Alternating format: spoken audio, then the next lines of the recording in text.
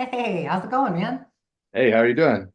I'm good. I'm good. It's great to finally touch base. Yeah, thanks so much. I'm really excited actually to talk because as I told you, it's kind of like you're the third DPT I've talked to, and we're getting progressively more jacked. We're getting progressively more to the gym environment, and I'm really looking forward to talking about how we apply the kind of the model that we use in maybe more of a clinical setting into athletic performance and aesthetics as well. So today I have on Dani LaMartina. That's correct, right?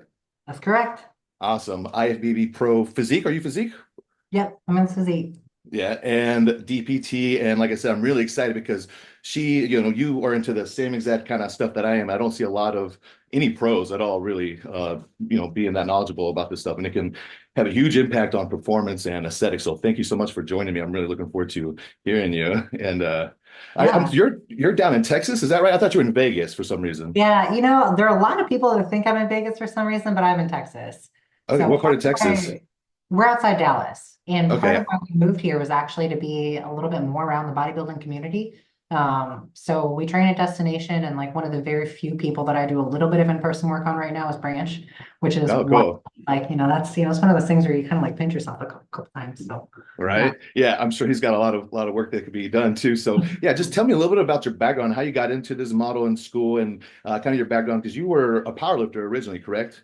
Yeah, yeah. So Okay. I never thought that like as a PT I wanted to work with athletics. Everyone goes to PT school and they're like, oh yeah, I want to work with the athletes. Like that wasn't me at all. That was like the last thing from my mind, and I'm like, here I am. But I took my first, so I worked at a clinic as an aide, and I took my first PRI course in 2008. It was Ron teaching cervical revolution, which back in that time was actually really, really good at like teaching us about the necessity of like both having a right and a left side, which apparently there's some like someone's gonna have to fill me in on the tea that's going on the internet right now because now everyone's like hating on anyway.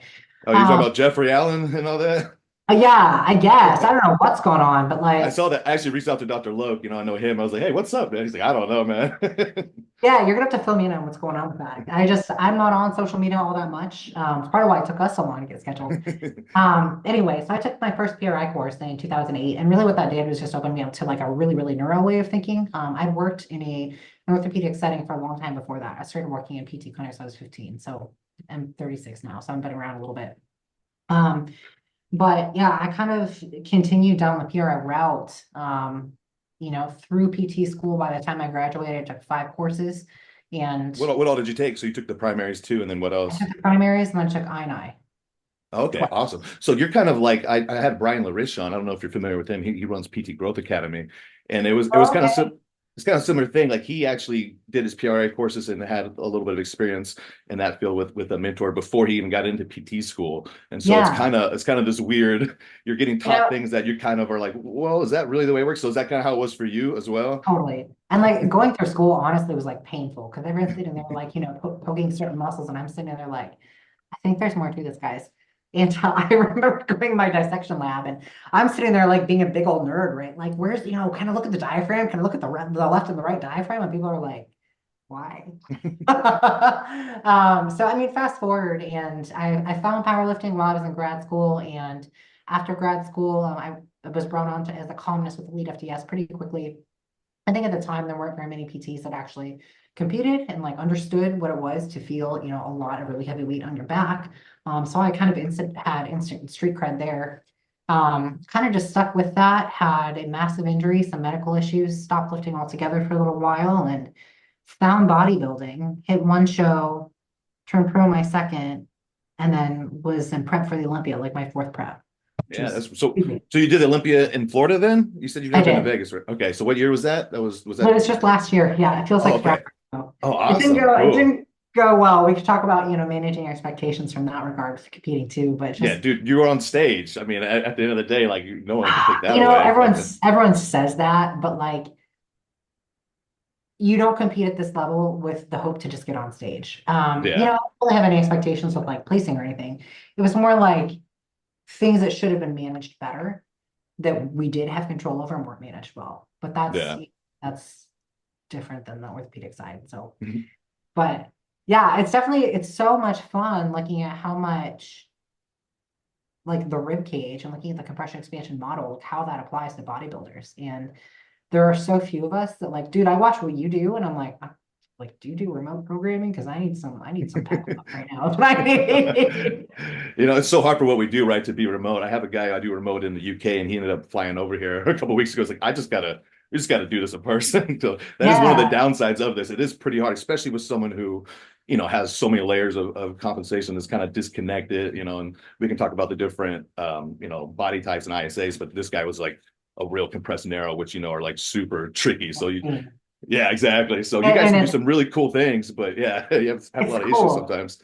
It's one of those things where a lot of times I'm like, is the fact that I know all this stuff, is that better for me or does that make it worse? Because I become so hyper aware of like little KPIs where I'm like, today I'm like having a hard time like phonating and I'm like, oh, like tight through here. And like, you can probably see it and have an appreciation for that, but everyone else is like, does it matter? And I'm like, yeah, it matters. Like I Uh, can't create pressure. I know what So you mean exactly. And for anyone yeah, who doesn't know, KPI, that is a, key performance indicator. It's kind of just a measuring stick that you'll do to kind of see how your body's going, if whatever goal you're working towards, if you're getting there. So for a lot of bodybuilders, they have their KPIs, certain poses. Are they able to access that, like a side tricep, comfortably and things like that? So yeah, you side can use it track. however you want. Yeah, exactly. So Yeah, I love that you use that as like the pose you brought up because that's one that I can always feel too. yeah, exactly. Some people might be super, really compressed, might be like just a front double. That's really easy for them to feel. So what was your injury that's got you out of powerlifting? So I tore my adductor tendon off the bone and they couldn't repair it. So we had to just wait for it to scar down. We didn't know this at the time, but I have lupus. And so connective tissue doesn't heal properly. So every time I went back to the doctors and they re-imaged it, they were like, this is really just not healing well. You're probably going to be done lifting for a while. Might want to start looking at like running or, cycling or something like that. And it's kind of like, I think there's probably a better way to go about this. So how long did you Uh, have to take off? so I was just getting back from that injury. It took me about 8 months to get a bar back on me of like meaningful weight, like maybe like 205 to a box. Prior to that, so I tore it squatting 315 for reps. So, um, take that for what it's worth. And then right as that started to happen is when some of the other autoimmune stuff popped up. And that has been really, really interesting just to look at how much our autonomics really influence a lot of that too, like big time. And that's something that we have a little bit more control over. Yeah. And if you want to later, we can go into some of the stuff you had going Yeah. on, if you're saying. Yeah. So we're talking about the rib cage, right? Do you have this guy? You buy the Simba little rib cage? I need one. Is it worth having? Jesus. Not really, but I mean, Really? 500 or something bucks, but it's cool. People like props, right? But Yeah. I'll let you kind of go. So why would you say the rib cage is an important thing to be aware of for a bodybuilder? Well, gosh, I'm not gonna lie, coming on to talk with you today, there were so many things that I wanted to ask you because I feel like you have such a great grasp of not only the importance of structure and how much it's going to influence function, but then even looking at like integrating some of the joint health things like from FRC and stuff like that. Because if I were to come up with like a dream treatment model, it would be those two things done really well, like very well applied. And that's kind Uh, of what Dr. Loke does. Are you familiar with him? I fangirl over Dr. Logue. Yeah. Yeah, Do you work he's closely close to with him? me. Yeah, Okay, I've cool. worked with him a few times. He was one of my instructors as well, but he came to my old gym. We did like a day where I just had a bunch of people work with him and kind of followed him and shadowed Oh him my and stuff. God. I'm like fangirling so hard right now. Yeah, I mean, you're in a good spot too in Dallas. You probably got some good practitioners over here, but Southern Cal, we're spoiled. Yeah. Well, so let me ask you, especially with regards to like training and things like that, and if we're thinking about someone that, maybe is more of that kind of compressed narrow, and I think very broadly, people can probably appreciate someone that's put together really, really wide and takes up a lot of space. They have an easier time putting on mass versus someone who just like structurally is a little bit smaller. Those are two like very, very simple ways for listeners to maybe understand these archetypes. But for someone who's in that smaller kind of compressed state, what strategies do you like to take to help find a little bit more opening through training? Well, I mean, with that, it's usually a matter of, not being able to produce internal force without Right. some compensatory mechanism or turn it into something ER'd, right? So a lot of times I just I mean, depends on where we're at, right? If we're dealing with pain or someone who's just limited a little bit. So I really like to just put them in IR. Like today, I had a girl who was the same exact person you're talking about. She was a cheerleader, a gymnast growing up, super compressed narrow, real flat back, no posterior expansion. And so I'll put her in 90-90, just like, split lunge on the ground. Sometimes I have her push her back foot against the wall and like literally I have her arms out and just trying to get breaths and her just holding that with the foot contacts.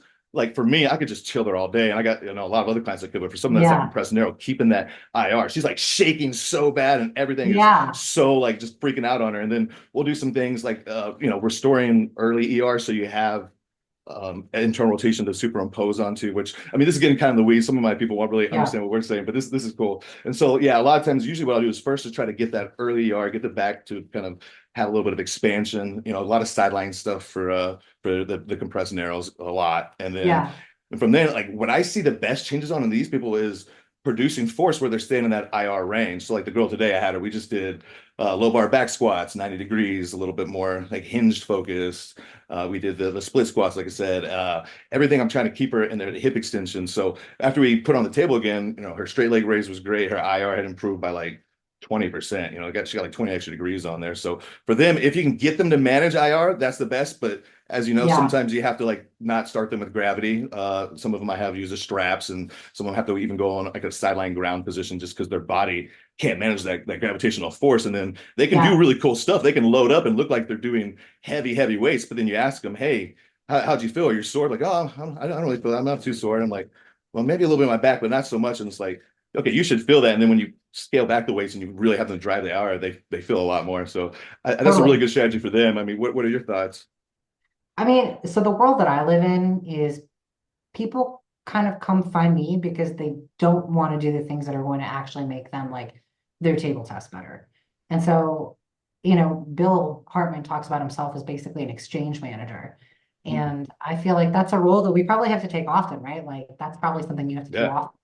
often. And so for me, with a lot of my people, it's usually a question of like having the knowledge that we do about how structure is going to influence, available relative motion. Then we layer on all those other patterns, like where should they be moving? Where should they not be moving? Knowing they're going to do the things and they're going to want to do the things they shouldn't. How do we manage that? And the world that I live in is kind of managing a series of exchanges in a way that, quite frankly, I wish that we didn't have to, but especially for people who want to train hard and train heavy, especially like you've probably seen some of the content I made around my husband, Yeah. Dave. Like, I mean, he's concentric everywhere, right? Yeah. He's going to continue to do things that are going to drive that pattern because it's fun for him. It lets him feel strong and it's in alignment with his long-term goal of adding mass. But there's a long-term exchange with that too. So I try to just kind of manage a little bit of that as I can. Does that make any sense? Yeah. And so like whenever you're planning things out for him, is it more like in the gym kind of stuff, or are you doing a lot of breathing stuff? Like how do you set that up for him in I'm really particular? lucky in that if I told him to like eat glass, he would. Just from like the corrective standpoint, I would Yeah. obviously want to do that. But if I was like, hey, you should like stand on your head and breathe. Again, not something I have him to, but he would. And so I have him do some breathing correctives, and I've done a lot with him just to help him open up posteriorly so he can hit his like rear lat spread and back double better because he loses his depth Yeah. so much. He is so hyperinflated everywhere. But a lot of what I do for him is just make some modifications to training. And that's hard because obviously it's like we love to train the way that we do. And so I do less correctives with people and I look more at influencing training as best we can, and make the best decisions we can, knowing that certain systems are going to hold up better than others to heavy training. So what's some of the things you do in the weight room with your husband? So for Dave, depending on whatever he's got going on, especially with his leg day, I modify his leg day quite a bit. Back day as well. A lot of his pull sessions, if we're trying to make sure he's not getting too concentric. And he also has a history of powerlifting. So he's got really thick erectors. I mean, he's that guy who again is hyperinflated everywhere. So how So do we for keep my people that don't know, what do you mean when you say you don't want to get too concentric? so if we were to think about muscles just living in a contracted or shortened state, especially when that happens on the back side, it can have a tendency to kind of shove people forward. And for someone who's trying to hit, say, a back double or rear lat spread, you can't really get those muscles to expose themselves well, because the position they live in doesn't lend themselves to that. Would you clarify that a different way, or is that? No, no, exactly. I mean, like that's another one of the things, like we talked about the rib Oh, cage and the dude. axial skeleton just Oh, dictates like so much. I mean, it dictates so much. And honestly, I feel like bodybuilding's in a really weird spot right now because there are a lot of people who have never trained heavy or trained hard and don't know what this training style feels like, who are trying to break into this market. And yeah, they're putting jargon on people who are already convinced that there's something horribly wrong with them or if they're asymmetrical, and confusing them and making them feel like they're broken. And to me, as an athlete and a coach, that's not the narrative that we need to be injecting into this. I mean, we can have the knowledge and know that there's stuff that's wrong, but then it's a question of like, how much do we expose? We choose what we tell people, right? Like we choose what we tell them about how asymmetrical they may be. We choose what we tell them about how concentric they are, if that's a bad thing. And I think a lot of times the words that we say, we allow way too much power to them rather than on to ability and to on what we can do to change the system. But that's just my personal take. I'm seeing a lot of content coming out about, oh, look at how bad your back double looks because your left rib cage is flared out, and this is your problem. You got to do all these, and it's like this guy's like 2 weeks out. He already feels like he looks terrible. The last thing that we need to be doing, especially from someone who's tone deaf and hasn't been in the sport, is start highlighting all the problems.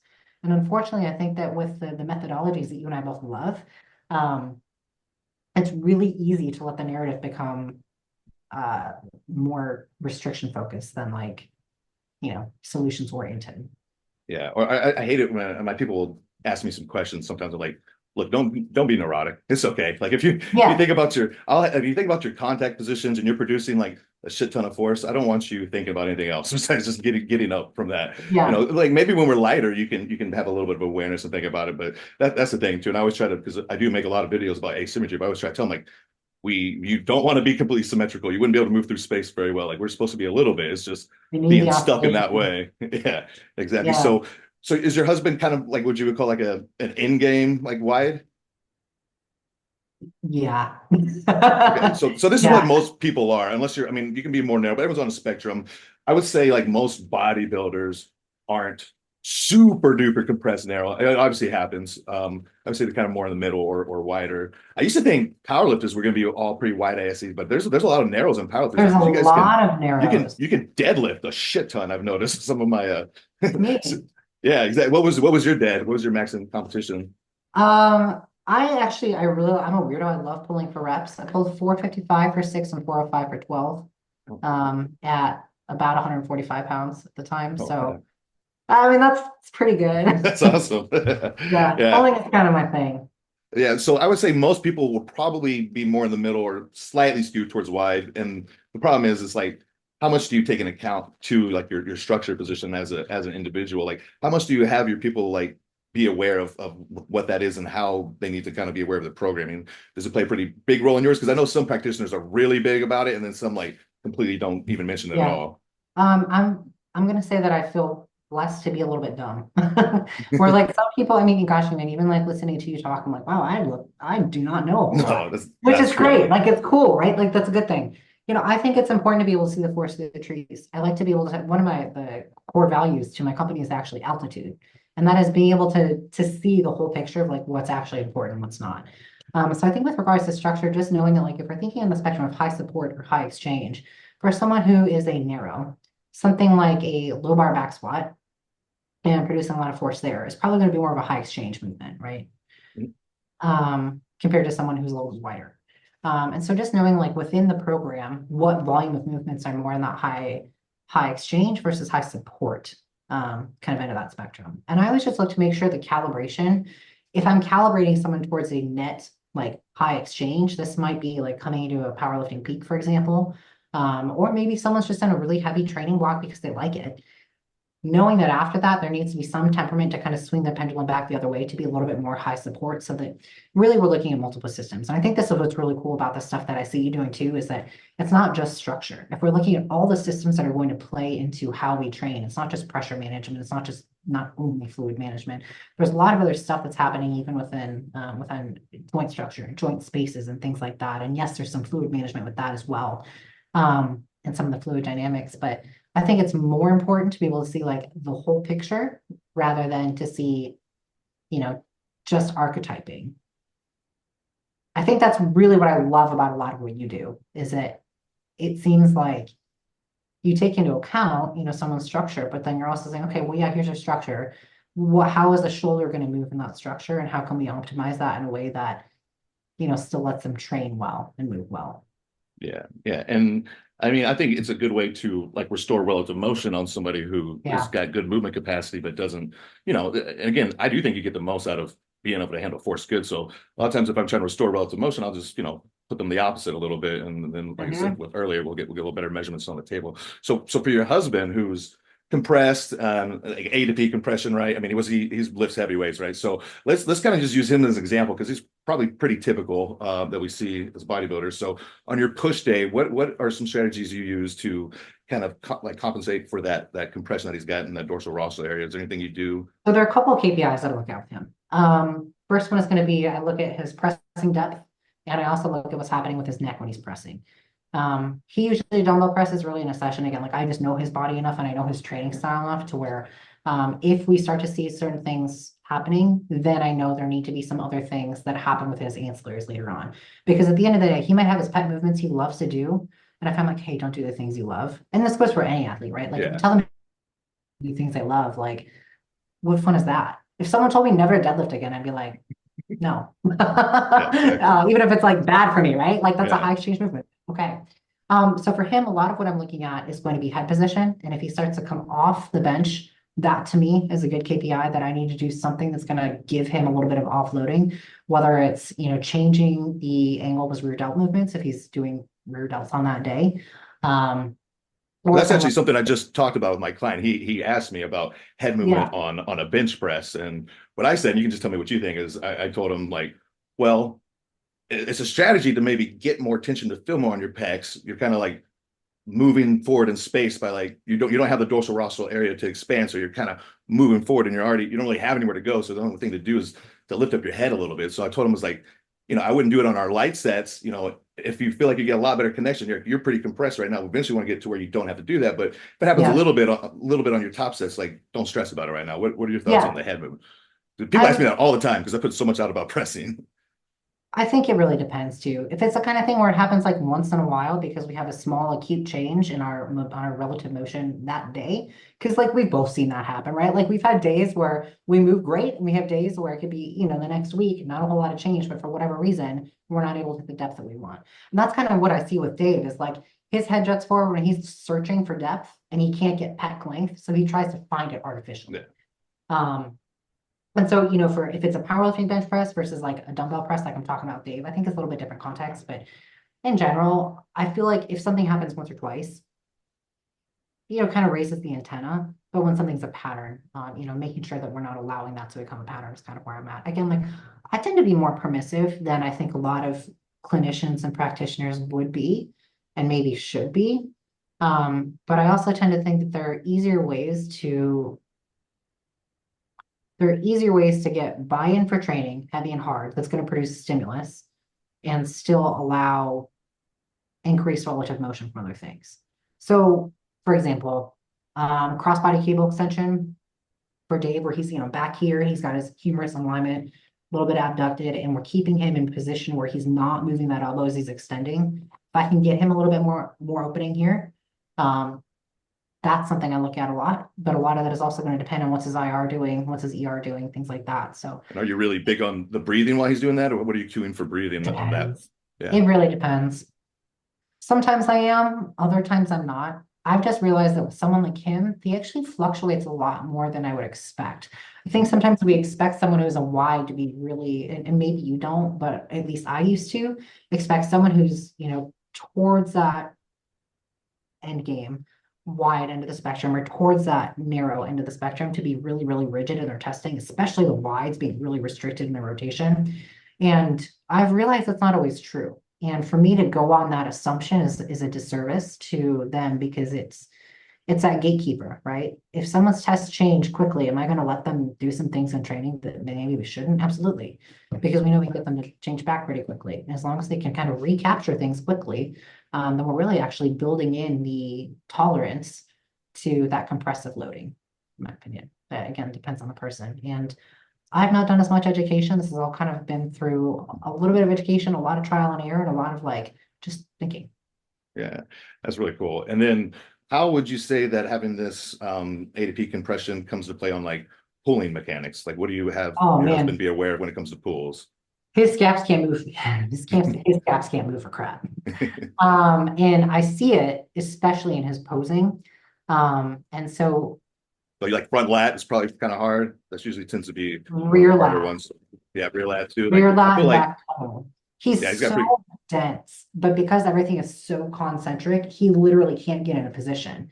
yeah. And so I've had to get kind of picky with him on like, one of the big things I look at is grip and where people are gripping in terms of like on their thumb side versus pinky side, how hard versus how loose, and having nuance with that might be one of the best ways to kind of recapture a little bit more of that scap upward rotation, even if it's maybe not coming from perfect relative motion.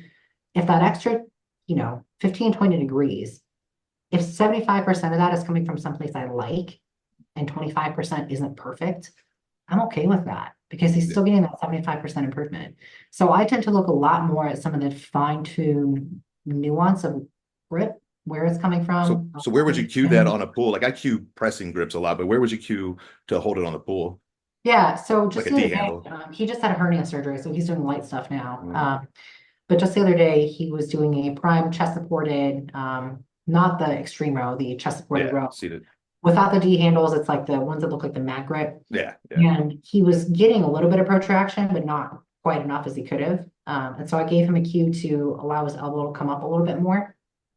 So his elbow is coming up and he's going a little bit more thumb heavy on the eccentric. And then on concentric, he's switching back to a little bit more pinky side heavy. So you get Okay. that kind of That's cool. fluidity of Never heard grip. that. Yeah. I like that. I But just watched one on Bill Hartman talk all about the hand positions and the oh, feet dude, context and everything. I listen to Bill talk and I'm like, how blessed are we that we get to learn from that man? I know, and I love that he's just so Like, like not wanting to be out there. Like, I I mean, know. yeah, I mean, a I lot of people butcher his stuff and are way more popular Oh than my him. God. It's hard. I went to a conference a couple weeks ago and spoke, and I used some of his concepts, like the idea of a hierarchy and things like that. People came and found me in the hallway after, and they're like, "Oh, it was so good." I was like, "No, no, look, go listen to Bill," because Yeah, all I do is take some things that he says, and I kind of try and interpret it my own way. And it's basically like a super bastardized version of a meathead who doesn't want to give up lifting, even though she knows that it's not the best thing for a lot of people. So yeah. how do we navigate that? And Bill wouldn't try to change anything. He'd say, "Okay, well, let's work with these constraints. We'll Yeah, make it happen." yeah, So man. Yeah. yeah, I would say a lot of times too, right? When people are super compressed and they're doing their pulls on the chest support, they don't have the ability to get that scapula to glide because the rib cage, isn't have any roundness to it at all. They'll kind of go up or they'll just get really depressed in the sternum. Is that something you see a Yeah. lot? I was actually just thinking about that as soon Okay. as you started talking about because for a while everyone was like the new like big thing for a minute was like, oh, thoracic flexion is important. So then everyone started doing chest support and everything, right? Not thinking about the fact that if we're just jacking a sternum down, we think maybe there's going to be are we compromising something? And so I Yeah, I think, mean, yeah, a lot of the more evidence-based guys that are on social media, they're always promoting these super huge like ranges of motion. That's one of the things I always talk about is like you're taking so much off when you're just getting the rib cage to compress. And there a lot of times they create these kind of like maybe maladaptations because as you know, there's a difference between having like a compensatory movement and having like a compensatory adaptation because you just place the same stress over and over and over again. for Like sure. what would you say are some ways that like having a compressed rib cage affects your aesthetics Um, beyond just posing? Beyond just posing, I think number one, I think having expansive capability is going to always allow someone to manage pressure and force better, right? And that's ultimately going to be a big part of actually growing.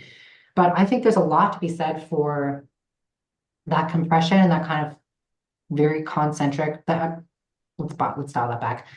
Muscles that live in a shortened state and don't have the ability to lengthen because joints don't move great, vice versa. Chicken egg there. If a muscle's not going to lengthen fully, it's not going to shorten fully. And if you're not getting that full contraction, it's obviously going to inhibit physique development. Think about, quads all the time because you see people have really tight quads, tight adductors, things like that. And, they'll squat deep, but why don't they grow? And a lot of it is that they can't actually find true length throughout, VL and muscle belly there. And so being able to actually find length, again, that's not rib cage, but I think there's a lot of importance with being able to find length, and that all stems from pressure management. And I'd love to hear your take on that, though. On how it affects aesthetics. Well, I mean, we can talk about the whole axial skeleton for sure. Yeah, I mean, I think that you can kind of look at a high level powerlifter who just power lifts and doesn't do a ton of bodybuilding accessories, and then look at a bodybuilder who is really kind of trying to do the opposite of what a powerlifter is, in a sense of, keep as much relative motion as possible, where a powerlifter yeah, wants as much orientation as possible to actually help just produce force. So I feel like powerlifters, you get a lot more force transfer through the connective tissue, and I feel like the way like they are compressed, it kind of lends to less separation, in my opinion. I mean, I don't know the scientific reasoning, but I mean, you've done some dissections, and like fascia can be really, really like bunchy and like kind of like weirdly thick, or it can be kind of like spread out a little smoother. And I think, relative motion helps with that. So I think there's a reason you see a lot better separation, and there's a reason you see a lot kind of more fullness, especially like in the pecs and the side delts and stuff, just because the way you're compressed is just hard to get tension on. And not only that, you're obviously not yeah, doing the exercises necessary for that, but you might think of a powerlifter would have just the most detailed, huge chest in the world. But a lot of times,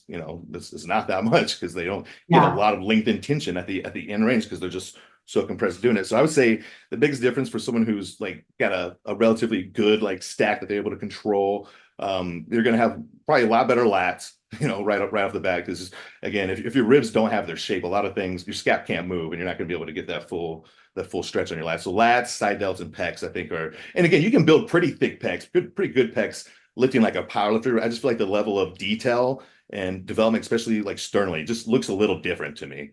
And then obviously, like I said, side delts and lats are huge. And then quads, like powerlifters will have huge ass and adductors a lot of times, but like you said, it's very easy to take tension off the quads, even though you're doing a huge range of motion that should be like better for it. It's hard to like fully lengthen them a lot of times. well, there's so much to be said about that too, just from the standpoint of like, the loss of people don't understand how important the loss of relative motion is, even a small areas. Like again, does the sacrum move a ton? Not really, but is it important to be able to have that notation and connotation? Absolutely. And the more you've trained for orientation, I mean, you said it so well, where it's like powerlifters want maximum orientation, and really bodybuilders want relative motion like crazy. Um,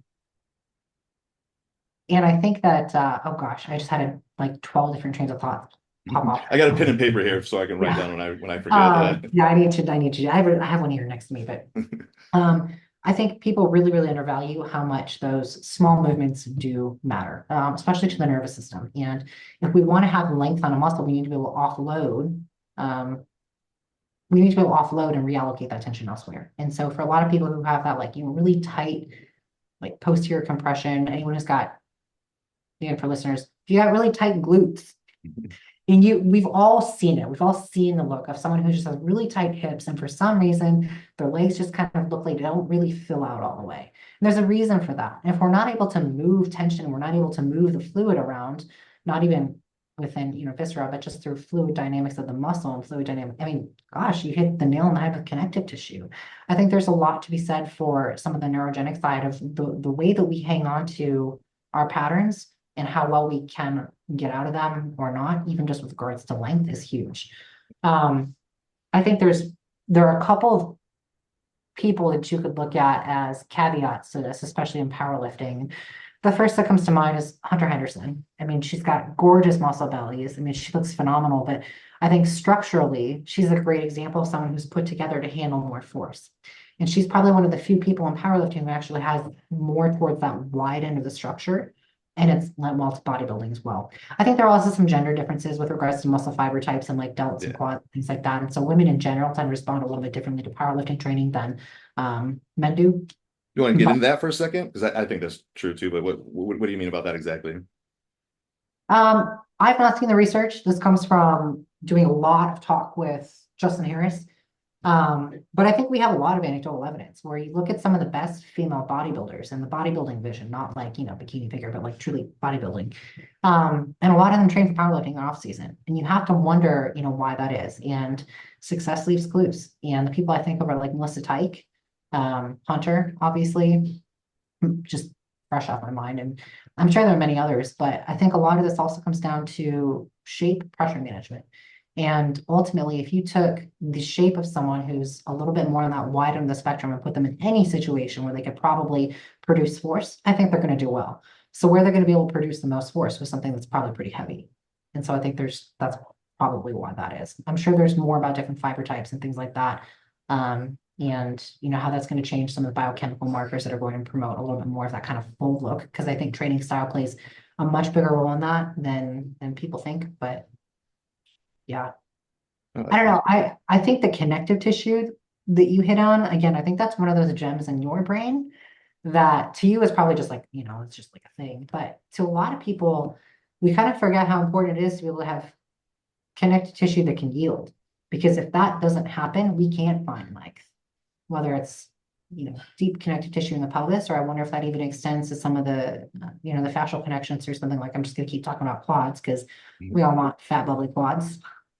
Yeah, I mean, I had a more powerlifting background from like 16 to 24. I was pretty much looking as a powerlifter. And I remember Yeah.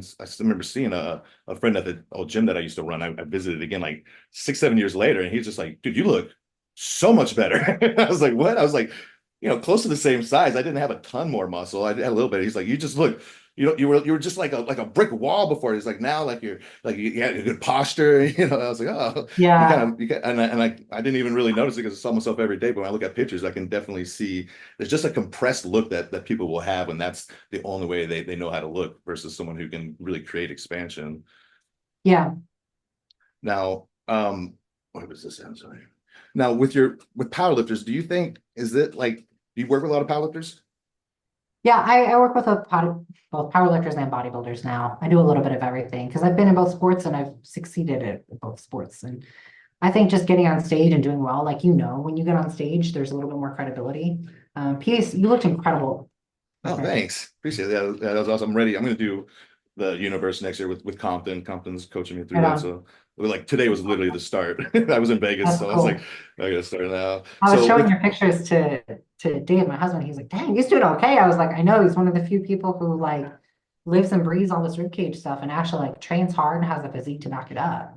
yeah, that's where I really liked you. Yeah, there's a lot of people that put good stuff out there, but and even if it is good stuff, sometimes people just don't even listen if they don't look like they lift at all. So that is just a plus looking like you lift at all. But you do kind of got to live it to know how to You carry it do. over And I think to from the feel clinic. it too. Yeah, exactly. It's, So I mean, with your like, no, go ahead. I was gonna say, I mean, you know how you feel after you have an enormous pec pump? Like, you know what that feels like. And so you Yeah. can appreciate what, you know, what an influence that has on like sternal position, of being able to get the sternum into a good position for a front and back double. You're like, but if you haven't felt that, it's really, really hard to just explain that to someone. Yeah. Yeah, I mean, once they feel it, then they can recreate a little easier. With the powerlifters, so I've heard different takes on this from people I really respect. Both have different opinions, but like Yeah. with them, I mean, I'm assuming you probably don't run into an issue of like restoring too much relative motion. Is that a thing that you think actually happens? I mean, assuming they don't stop training, so it's not like gonna go away, right? Or do you think The you can biggest thing actually that I see people do is they think they're getting more relative motion and they're really just sneaky orienting. Yeah, yeah. But let's say you're working with someone and you get rid of a little rigidity. Do you think you can do it, like you can help them to the point where it impacts them negatively, like that they can't produce so much force? Because I haven't worked with that many high level pilots. I worked with, and I haven't seen that. And I kind of feel like almost if you have like a little bit more relative motion available, sometimes it allows you to orient even a little bit better if it's to a certain degree. Yeah, I think it really depends. I think it really depends on the person, how long with their training age, I think is something that becomes a bigger question with something like that. Especially in that population, I think training age is a more important data point.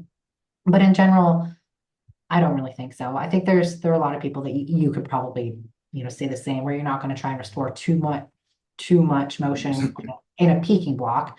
But at the same time, like, what's the probability that you're going to restore too much motion and it's going to result in anything bad?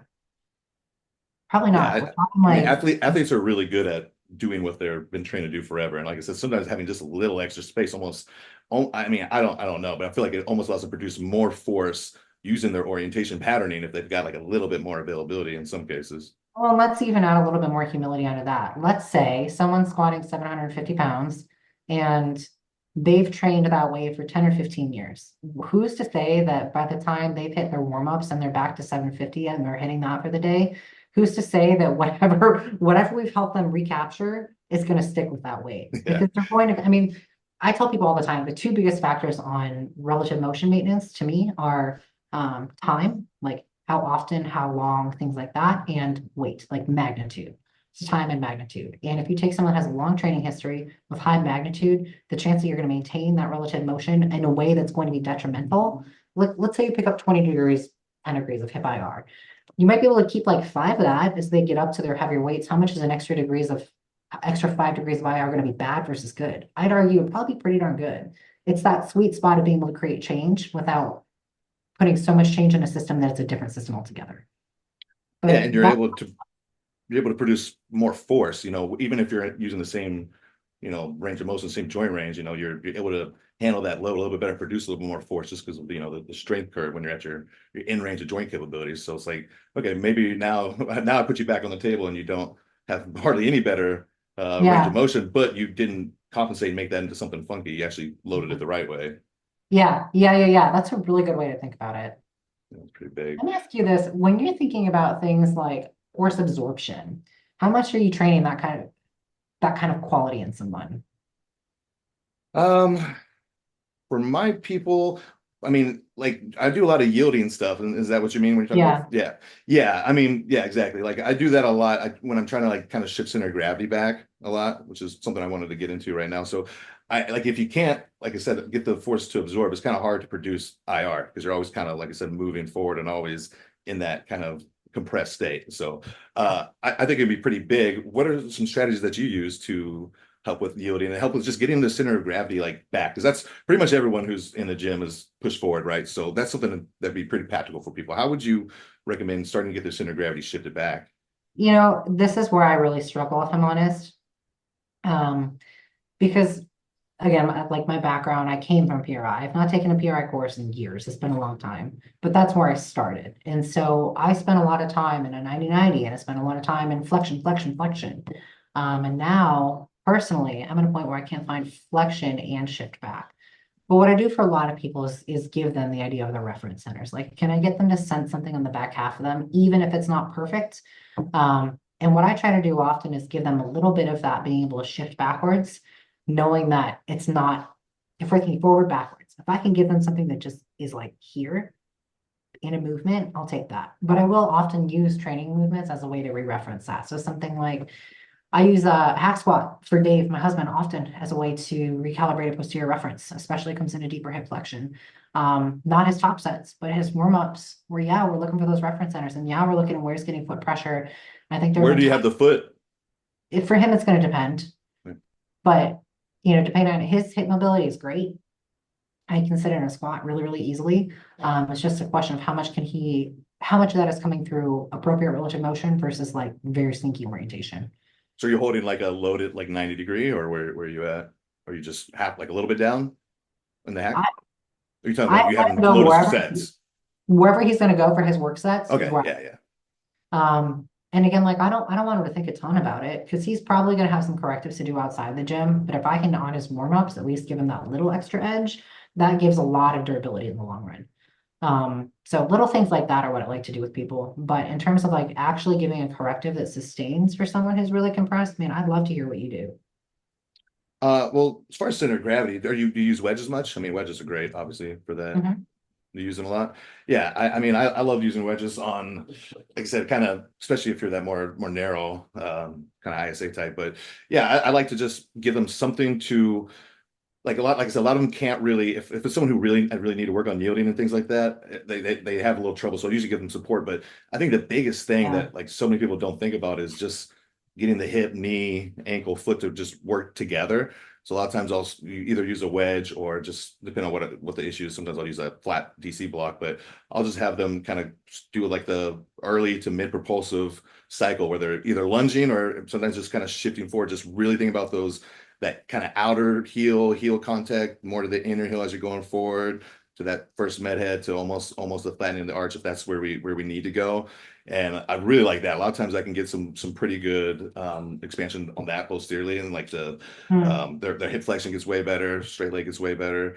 I like Hmm. to have people just hold bottoms of the squats on the wall, or I have them like use the foam roller and like a pretty like right Yeah, before say we're gonna do this is usually like before we do a backloaded squat or something. I'll have them try to bring them a little bit one way before I swing them the other, right? So I'll have them right. Yeah. have like a Create goblet a little squat space against for them. yeah, you have them on a goblet squat against the wall with a roller staying pretty upright, just getting some depth from there. Sometimes doing breathing. It really depends on the individual, right? Because some people are so good, like I was working with Sergio, he's so good at like connecting to his body. If he can, if I give him just a little bit, he can create space with that as long as he has Yeah, access to something. But if there's nothing there, then I got to do manual or something to correct him to get that open. But if yeah. someone can get it, I always want them to find it on their own, like you're saying during a lift because it's so helpful. And I'll do like Zerchers, pretty good loaded Zerchers too, like sometimes before they do the top set, just so they get a sense of what it's like to not go fully compressing. Again, these are people that are skewed like really far one way or just really limited mobility. I don't want to wait for them to have issues, or they Yeah. are kind of dealing with issues. But I'm with you. I think getting it fixed in the gym is the easiest way, the best way. I always really struggle with like when how much to hang on the corrective kind of stuff that's going to like give them the wiggle room versus when to just kind of get off of it. Yeah. And I think I've swung too far the other direction because people here have a clinical background and they assume I'm going to like keep them in this little box. Like, no, no, let's get out of the box. Well, some of the yielding correctives are hard and they're not like, They're if so hard. you feel like you're not getting a lot of work, like especially for the upper body stuff, I'll still do them, like Yeah. especially if someone needs them, but yeah, I don't do a ton of the yielding correct, especially for upper body. Yeah. Where do you, man, if someone wanted to go and learn more about like how you view things, because again, I think like I've consumed enough content, and I Mhm. think that the way that you go about do things is really, really interesting. Again, just looking at you have the fluid dynamic model, right? You also have the idea of the FRC model. Where would people go if they wanted to learn more about both of those things and kind of how you even integrate different pieces of gait and things like that too? Well, we talked It's about Dr. hard Look, to who, jump in and bill, like that's not an easy. yeah, yeah. I mean, honestly, that's your best bet. And I would say, like, Connor's pretty mainstream, and his stuff is like, Bill kind of doesn't like Connor like that much, I don't think. But I do think his stuff can introduce concepts to certain people in a much. That's why he's popular because it's kind of dumbed down. It's a little bit easier to digest. So I think that can get you started. And then I mean, no one's going to be like I think Zach is great too at Yeah, Zach's probably the best as far as following like Bill's model and making it like absorbable for the average person who, maybe yeah. not even have a clue at all. Like I love Zach. I think that's his best skills to be able to get He's these he's complex. awesome. Yeah. He's such a gifted teacher. Yeah, Like that's he's what I'm one of saying. the He's people so who just good. really has like truly the gift of pedagogy, which is so rare. Did you work with him, you said? I did a couple of sessions with him. Yeah, he's oh gosh, probably 5 or 6 sessions. Yeah. So And and I that was after your injury or that was when you were in bodybuilding? this was no the adductor injury I rehabbed on my own. I did come back and like out PR myself. Like I hit a better total in powerlifting after, which was great. Yeah, it's always a nice like I'll just get the monkey off the back. I worked with Zach. It was for bodybuilding. Oh, this will be interesting. So the coach that I've been working with had pretty aggressive rebound protocols where instead of like, tapering food back in and really modulating insulin sensitivity and things like that, it was a lot of food right away. And as a smaller individual and a smaller female, my body did not like recapturing that body weight that quickly. It was a lot of water and my center of mass, rib cage, all of it. I mean, like my waistline disappeared. Not in a good way. Like Yeah. now I went from having like, a women's physique waist to not. How I turned pro after that is kind of miraculous. But um working with Zach was really, really interesting. And I think that's really where I started to appreciate just how much superficial tension a lot of us have. We don't realize it and because we just live with it. And there's always a value system bias because, to me, at the time that I was working with him, this is gosh, probably 4 or 5 years ago now. Yeah, 2020. So about 4 years ago, was my first session with him. My bias was that I wanted to be able to have as much, pec tension and I wanted, big quads and I wanted the tension to me was a good thing. And that was before I really started kind of looking at Bill's model and the idea of relative motion, being able to recapture or lose, all of that more than just, PRIs like, oh, AFIR, Yeah. which, um, And that was a value system exchange. To now, that's probably what I would value more, especially from the training standpoint, from the aesthetic development. We could probably talk circles about that for, gosh, hours. Mhm. Um, I think Zach is a phenomenal resource. What was some of the stuff he had you doing? Um, gosh, it's going deep, deep, deep back in my memory. Different things I've done with him over the course of time. Really, we're learning to kind of reshift low tension, like a lot of sideline lower body foam roller kind of things. He did take me supine and have me start working on some rolling movements there, which were very, very hard. I really know that the way that I train, again, I'm probably gonna be sending you a message like, hey, training, because I've done it not great for myself. And It's you, always I don't know. easier to like instruct other people what to do, right? Exactly. And, a lot of my stuff is remote and super detailed. So it's like by the time I got around to training myself, I was like, I'm just gonna throw some weight around. Yeah. And now I'm paying for it. Right. Um, yeah, a lot of rolling, which was surprisingly hard to do. One of the things that I think people kind of forget about is the idea of air hunger, where after the exhale, when you're trying to breathe in and you're like, I'm breathing, but I feel like I'm not getting enough air and I can't get air in this position. And recognizing, like I think as practitioners, we need to recognize when that's happening and recognize that like, hey, like it's okay, that will get better kind of thing. And how we coach people through that's really important. Because if you're not ready for it, it makes you think that you're not doing something correctly. And I was glad that I was aware of it, but it definitely was like, oh, it's been a minute since I felt that. Yeah, it can create that fight or flight. When I first started doing this stuff, I was like, "You're not gonna die, dude. Just chill. Like it's all right." But it feels like I'm gonna die. Yeah, yeah. So Yeah. you got some pretty good results working with Zach. Do you still do a lot of correctives yourself? What are the main kind of like correctives you do for yourself? Well, I need to. That's my problem right now is I always tell people don't like I'm not the model because I've not given myself what I give other people. I mean, like I just did correctives for myself today for the first time in probably like a couple years. Yeah. Um, it's really bad, but I'd love to hear more about, what you're doing with Sergio and what's been effective there, because I think that's a coming back to the idea of like the wides versus narrows and why we kind of expect someone to have a hard time getting change if they have a large degree of muscularity and superficial tension. What's your experience been like in terms of creating change in him and how quick has that been? How easy has it been? Um, Well, it yeah. helps a lot, like I said, that he's got like a crazy mind muscle connection. And so Mhm. like one of the best I've ever seen. I've worked with some pretty good athletes before, but and not all bodybuilders are that connected, like I mean you would think they all Yeah. would be, but he really is. So when we first met, he was having a lot of limitation with his left shoulder. He couldn't pose, couldn't get, he couldn't get past 90 really. So he was just so limited and he, again, can't take away what people love, but I really wanted to take away some shit from him, and I just couldn't Yeah. really like. He kind of, and I would be like, I would be like watching him work out like on the video, and I'm just like as soon as we like the Oh, row, the first thing, like first compression, as soon as we do that, or like we're flying and it's just sternum immediately like bowing out, and I'm just like we're just adding to that compression. So it took a good amount of manual work we had to do on that area, but a lot of it was he's just as in-game narrow, in-game wide as you could get, and he was pretty turned for a wide, like really with yeah. that right side to the point where he didn't have any IR on his left side, like at all, And I'm trying to do like hip flexion tests, and it's like off to the side, and so Yeah, yeah, we yeah, actually yeah. we He's actually had to walking like falling to the right kind of thing. exactly. So we had to really restore some left IR because that was a big contributor to him, getting that dorsal rostral in the left area compression because couldn't find it in his hip, so he's turning in through his back. So and he like felt the difference like right away because he was also having a little pinching in his like deadlifts and stuff, RDLs. And so as soon as we just did some things to create some space on that left side and kind of line up the hip, knee, ankle, foot for IR, and then that like helped him a lot and he can just load that.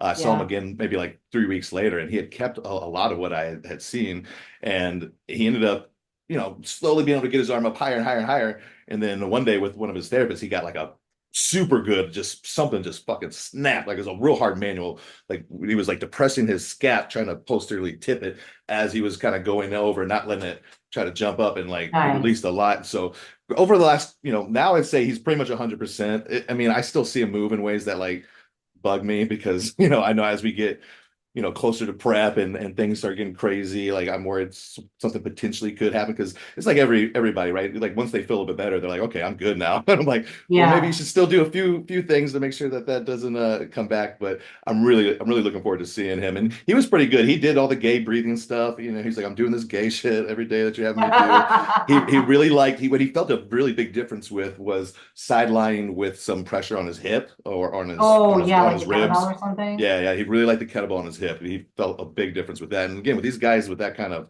that have that strong and have The that kind of hard thing with tightness. that, I would imagine the hard thing with that is finding the appropriate weight. Because then Yeah, you that's what I'm saying. enough, and if it's too much, you're just going to go right in that concentric again. Yeah, exactly. So, like I said, he's pretty connected to his body, so that was good. So, and it was just a real common thing you see. I would see that upper left area is pretty compressed on most bodybuilders, and their go-to is I'm going to work the serratus, I'm going to work the muscle, and it's like, okay, well, if your ribs are already Yeah. straight, your serratus isn't going to You- function at all. So it's like we got to get So the rib cage to change, so your joint changes, so your humerus changes, and then we can actually get everything to work I should together. write some content around this. Chicago Pro this year, which is the pro show that I want and will maybe be my last pro show. Uh, I was looking at my back double for my check-in pictures, and it was like consistently that left side I could not get out. I had no depth. It was like there was nothing I could do. And so, I was of course I'm sitting like, well, what can I do today? So I did some left side lying supported like hemi 90-90 work. Tried to get left arm a little bit involved too. And I swear within like 5 minutes, that was all it took. And my back double is the only thing that really held me in that show. Yeah, it's So awesome. it's really, really cool to see like how much these things can change. And I think unfortunately the current narrative and dialogue around it comes from people who, I don't know, we need more you.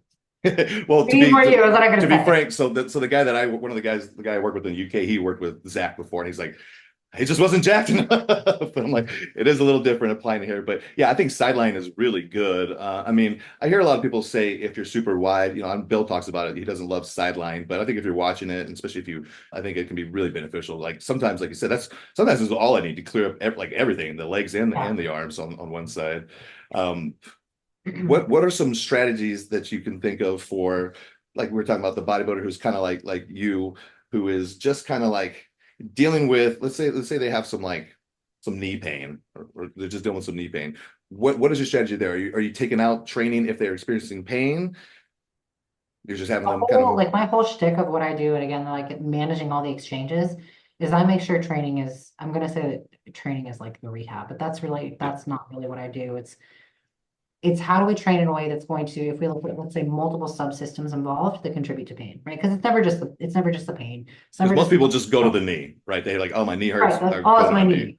There are so many other systems at play, right? Even thinking about it, like when we're thinking about, let's say he's getting knee pain in a hack squat. If he's thinking about hack squatting, he's probably going to start having that like anticipatory increased awareness of his knee, not necessarily pain, but just awareness.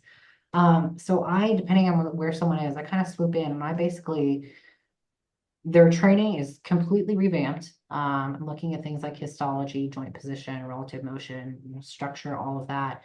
But I know that for a lot of the people that I get, like they find me because they're not willing to give up training. Like every other PT I know says, but they want someone that has a clinical background. And so that's kind of where I come in. So a lot of times I'll look at session structure. I mean, gosh, John Meadows was on a lot way back before we started looking at like, all the rib cage stuff, even just looking at like session structure and having some post-activation potentiation. Like, let's get hamstrings active and really get some blood in there and increase acute awareness and like, acute kind of cortical mapping stuff before we go What's a hamstring move you would do to kind of fire get things? hamstring curls. Like Yeah, like seated or what? easy. Yeah, but Yeah, make it yeah. hard. Do like a double drop set. Do something that's going to literally flood that area with blood, provided someone can actually do it. Now we need to make sure queuing and all that lines up, making sure they're not like bracing with their chest because that's, a lot of people do that. Making sure they're able to maintain their references, whether it's like actually keeping the lumbar neutral. So there's some checks in place, right? But ultimately, if they're going to train at high threshold, we need to make sure that all the other subsystems involved can maintain that same threshold or close, in my opinion. Yeah. I just, again, like I'm sitting here now wondering like how much exchange is too much. Well, it And depends. It's always, yeah, it's so individual and right, what you're right. willing to give up to, like powerlifters. You guys always crack me up because Oh, it's those ones like are so easy. Powerlifting is so easy. But it's like, and it doesn't take hardly any restoration. Like you said, like you're not going to get much improvement in range of motion, but it doesn't take much, just like a little bit, and they'll feel so much different. It feels so much better. I feel like if someone were to ask, like, what's the easiest population for you to create change in with their training so they don't hurt anymore, it'd be powerlifters. Yeah, Hands well, down. they don't have to be as varied as bodybuilders, and we need a lot more movement variability, and that's what Yeah. it always comes down to. As we lose movement options, we start to stress out the same structures, and then we have issues that we can't work around at a certain point. I think the idea of movement options, you and I hear that from a biomechanical standpoint, and it really makes sense just from looking at like joint arthrokinematics and relative motion and things like that. But I think that like that's a really good broad brushstroke for consumers when they think about movement options. There's almost this dialogue that I think we get as consumers where like we start and we're like, oh, we feel awesome when we're lifting. Like, everyone had that day where they're like, am I even immortal? I feel awesome. And then kind of over time as we age, we kind of feel like we have this peak and then things just kind of, start to trickle downhill. And I think what we're feeling in that time that we don't quite know how to put words to is the idea of movement options. I don't know from the biomechanical standpoint that you and I talk about, but movement options in terms of what we feel capable of doing. And so a lot of our clients come to us and like, whether they'll say it or not, I do not deadlift anymore because X, or I don't back squat anymore because X. And so there's the idea of fragility, and that fragility comes, I think, from the idea or that inherent knowledge that there aren't as many movement options. They don't even know it's because of the biomechanics. They just perceive the movements themselves, like the big picture osteokinematic ones. So I hope that, and I don't know if most of your listeners are, therapists and coaches themselves, or if they're more Yeah, they're probably more bros. There'll be some that this will be really good for it. all We got some right. trainers and So, therapists. oh God, if okay, we can approach this from a little bit more bro now. Bro science is the conference I just spoke at. I literally cited bro science as one of the things that I tap into the most. Yeah. Bro, like, how do you problem solve? Bro science. There's a lot they do right. But the idea of relative motion, I think if there's something in training that you start to feel like when you're training chest, you used to be able to do 10 things all really well, and you had to like choose between them, and now you can only do 5, and so you do those like 4 or 5 things. That's a reflection of your body having a lot of tension throughout superficial musculature that at one point was good. And at one point, that probably was what gave the stimulus. But over time, we have to be able to think differently. And man, I feel this acutely. Like I want listeners to know. So I went from being on the Olympia stage last year to having some really, really serious health issues come up. I'm not training. I am just getting into training now. I've had almost 10 months of not Oh training. my It's goodness. like having it's fucking blown, man. Like Yeah. it's been painful in so many ways that I can't even. I feel like my heart's just been like every day. But now, as someone who's gone so far down that stream of heavier, harder, more muscle, more tension, I feel like I'm on the other side as someone who's actually been on the Olympic stage. And I want to look back and be like, there are so many better ways that we can approach this. And that's again where we need guys like you who do look the part, like you're jacked. But I think a lot of, having that kind of 3D look is also very representation of joints being happy, Yes. getting good afferent input, saying like, yeah, we've got good relative motion, we've got good real estate here, we've got good fluid dynamics in the joint. And I really wish that I had known you a couple years ago, because it probably would have changed my training trajectory a lot. And all the health issues aside, I wouldn't be sitting here now as it's like ultra compressed narrow who like can hardly talk. What And I'm like, God, are my delts ever gonna come back? what was the hardest part for you to develop, as a compressed narrow, would you say, once you started Delta bodybuilding? quads. Yeah, yeah. That's My like I said, lat it's my pretty, lats were actually, I don't connect with them well, yeah, but they developed easily for me. nice. That's good. A lot of people would kill to Not be that able to they're just get some huge, I lats need to in. showcase them, but yeah, delts So, for sure. so what, I Rear mean, delts in particular. yeah, yeah, exactly. And that's the other thing too, when you have more joint options, you're going to be able to hit different lines of tension, and not Oh, every muscle yeah. fiber develops evenly. So, I mean, that used to be a real old school thing. When I watch these, like you said, these guys that don't have any movement options, that's part of the reason they're probably missing some of that 3D look as well. Yeah. I want to get into your health. Let me ask you this Yeah. real quick. I'm an open book, so Okay, I'm cool. good. Okay, yeah, let's go into that real quick. So what's been going on? What's kept you from working out? So leading up, I had some pre-existing stuff going on. We didn't know what it was, but I would have seizures if I trained really hard. And at first it was like, oh, she's just like training too hard. Like on the gym floor? or like Yeah. later? Oh No, shit. like getting off the You're machine. like Like my deadlifting, just husband, fucking. Oh man. no, I'm not kidding. Like my husband and our training partner would like know when it was coming and they would stop me a rep or two shy of that every And you time. never had one previous, like before this incidents? So I was coming back from the adductor tendon rupture and was just getting back into powerlifting, and I had my first major seizure. I then had like three or four more, and it freaked me out enough that like I had a really hard time walking after that. I don't know how much of that was just fear and how much of that was like true motor control loss. I don't know. Probably a lot. Yeah, it was probably both. Um, and so I had to kind of manage things differently, and that's where I found bodybuilding because after the adductor of basically not training much and then having, 6 to 8 months of I was just gonna do 2, 3 months back in and then 6 to 8 months of like trying to just walk. I mean like it was really bad for the first couple months there. I kind of said, well, I don't want to give up training. What do I do? And so that's when I kind of found bodybuilding and I signed up for my first show. I didn't really intend on doing it. Dave was doing one, and I was like, I'll diet with you. It'll be fun. But did my first show, won the overall, fell in love with the sport, turned pro my second show, and just like, having all the PRI knowledge and all the medical stuff too, I was just like, I just kind of threw myself into it. And because I'd had training taken away from me, that's probably shaped a lot of how I view like training and rehab and everything right now. Because I've lived in that pain point of having not one, not two, but like 4 or 5 doctors tell me like, sis, you're probably done. And that was just with the adductor. And then when I started having the seizures, they were like, you probably need to like not do this anymore.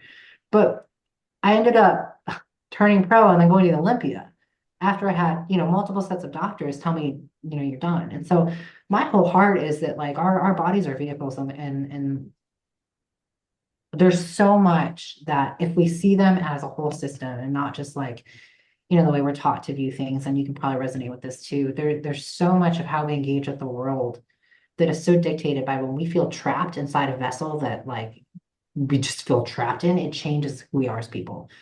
I don't want that for anybody. Yeah. So that's how I got into things. Anyway, had the first kind of big seizures, fell into bodybuilding, but leading into Chicago Can I for a ask you a little question real quick? yeah, of course. Just curious, how did you just get into the posing? Was it really easy for you naturally to do the Oh women's physique God, posing? no. You don't have any No, no, experience like no. dance or anything? Yeah, No. if your only experience is background, that's just why I'm wondering how fluid No, the no dance, no gymnastics, none of that. So all these women's physique girls, like pretty movers that I'm out here with like the long ass arms that are great for deadlifting, but not great for moving pretty on stage. so you So had no, to that build was up that really skill. new. And now again, like with much more appreciation for anatomy and like how and why, like compression, all that, I'm like, oh my gosh, like there's the posing component of what we do for like, and especially with the compression expansion stuff, to me, it's just been like, oh, it's been so fun to dig into. Yeah. Um, Okay, but sorry, keep going. My bad. I was just no, you're curious. good. So I was having these seizures like probably I went to the Arnold with the Gasp team in 23 and I had a couple really big ones there. Like Branch and James had to like carry me out of the like Oh my place for gosh. all training. It was pretty embarrassing. Um, and I was having one probably every week, the last like maybe 5 or 6 weeks of So Chicago. these aren't related to training at this point? No, they were. It was every leg day. So It the was Arnold that was during training? Yeah. And so it was just like routine that during leg day, my husband and our training partner, we just knew that was going to happen. And so You put like mats around you? You're like, all right, let's make sure that when she we loses her kept, shit. I mean, no shit, we kept my meds in my bag and they knew like I had tell signs when it was going to be a bad day versus like a less bad day. But then leading into the Olympia prep, I mean, it started to be not Oh, only every leg day, it was like every pull day and it was starting like 9 weeks out. I mean, it oh was like, shit. it was bad. And honestly, my prep could have been much better managed. I needed fatigue a lot better managed. And this is where like now as a prep coach, I'm like, I'm sick of watching people go through preps like what I had. And so now like I love physiology. That's my big love, not only the biomechanics. Just looking and managing these things better. Like there's such a link between our immune system and cardiorespiratory. I mean, and even talking about wides versus narrows, and when do we do something like cluster set versus rest pause?